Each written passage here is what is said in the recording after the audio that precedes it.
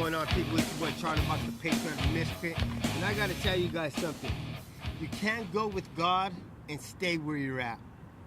A lot of people live in the past. And when you live in the past, you can't forgive people, you can't let things go, and you can't grow as an individual. See, I choose to live the life that God intended me to live, not the one the world wants me to be. The world looks at me that I'm a miscreant, I'm a thug, that I'm up to no good. That's why I've been harassed, questions on everything that I do with the videos that I do. I can't change the way that I look, but am I who people think I am? See, I wish people would go back to what's his name? Martin Luther King said. He said, judge a man by his character and his content and how he carries himself, not just what he looks like. And that's what we as people do. We do this instinctively. It's a self-defense mechanism. And I do it myself. But what I understood today, as I'm 45 years old, is that just because the world looks at me a certain way doesn't necessarily mean that's who I am. And sometimes we as people become who they think that we are. And it's because of our upbringing. I think that because of our upbringing as childhood, things happen to us and it hardens our heart and it hurts us.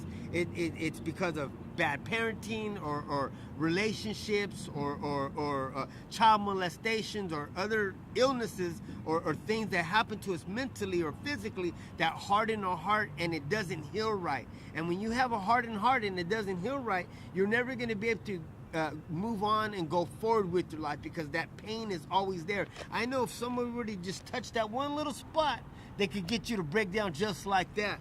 But in order to do that, in order to get past that, what I need people to do is understand it's healing. But it's self-reflecting of understanding that a lot of the time it wasn't you that caused it to happen. It wasn't you that asked for this to play out in your life, but because of bad decisions by our parents or other people, it hurt us mentally.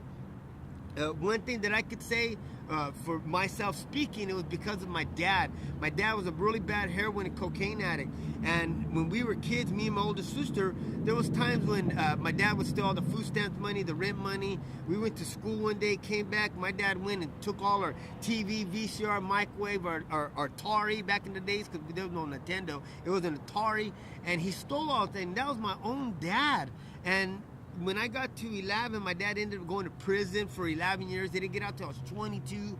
And because I didn't have no parental guidance and someone gave me really good advice, I became the person who the world wanted me to be because I had all that pain in there and the world thought I was a mess up. Well, you know what? I became that. And I did a lot of things that I regret today. But that's because of my adolescence. And see, if I want to be an adult, I can't continuously act the way I did as an adolescent. I have to grow up and change my life and what I'm doing with my life to say, well, look, that's who I was, but this is who I am today. In order to better yourself, you have to let all those things go. I had to freaking move that thing. I had to open that wound with my dad and talk about it and deal with it and understand is this.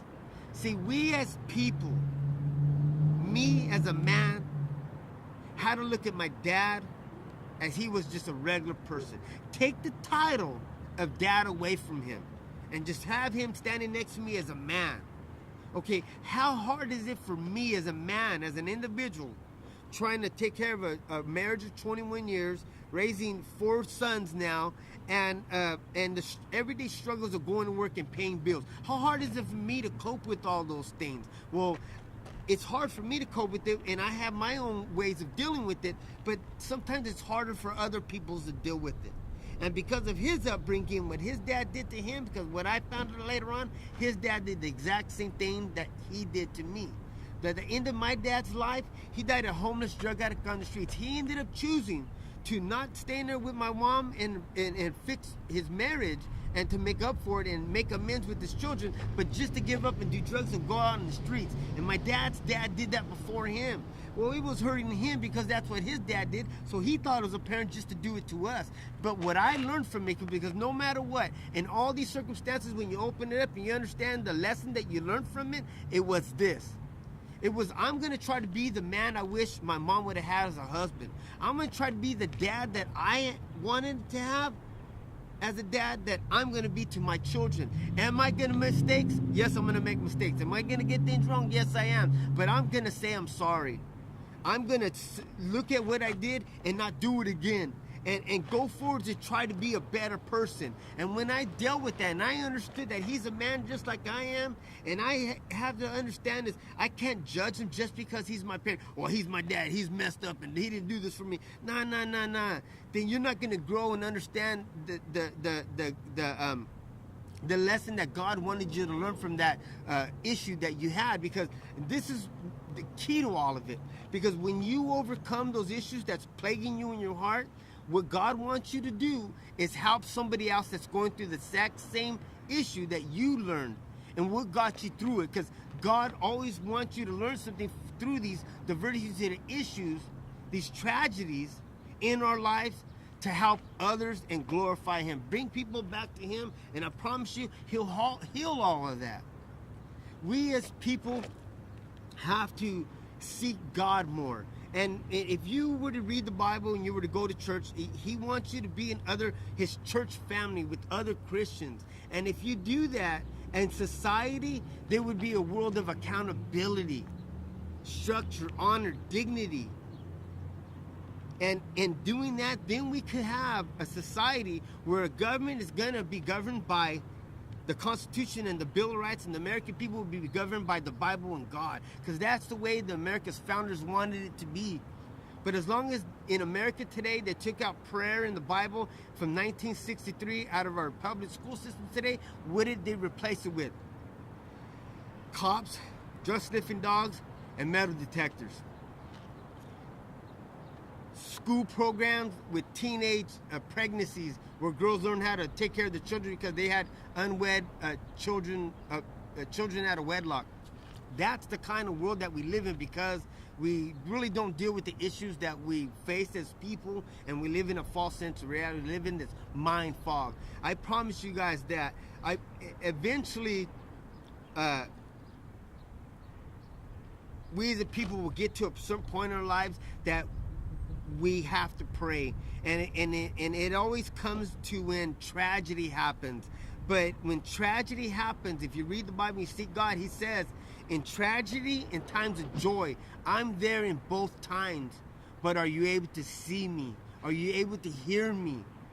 But people that humble themselves and got to where God wanted them to be, there's some spiders out here, where God wanted them to be, will be there to be his messengers to help people through those diverse times. And that's what I just try to do. Because, see, when I do these videos, I don't want to tell you guys stuff that you guys necessarily want to hear. I'm here to tell you guys stuff that you guys need to hear. That's why I'm not a news reporter. That's why I don't have no proper education, or I'm reading from a teleprompter or have some talking points. I just talk from the heart. I just tell you guys stuff that you need to hear, not what you want to hear. And I don't know who needed to hear this message today, but you know what? Somebody had to. See, today, all I'm asking you guys to do is pay attention to what's going on. I'm willing to be the stepping stone for the American people to get on my back and look over the fence and see what's going on. And if you see what's going on the other side of the fence, you guys will see and understand the severity of the issues that we face as Americans. And when we face it without God, it's a lot harder. And they have a pharmaceutical drug to help us with it, when God can fix that if he just allowed him to. So if you're not going to do everything in power to restore your life, liberty, and this country, you're going to do everything in power to restore all three. Charlieinthebox, the patriotic, miscreant, and And Charlie, what a job you're doing. Where's Charlie? Where's Charlie? Where is Charlie? Because he has done an incredible job. Thank you very much, Charlie.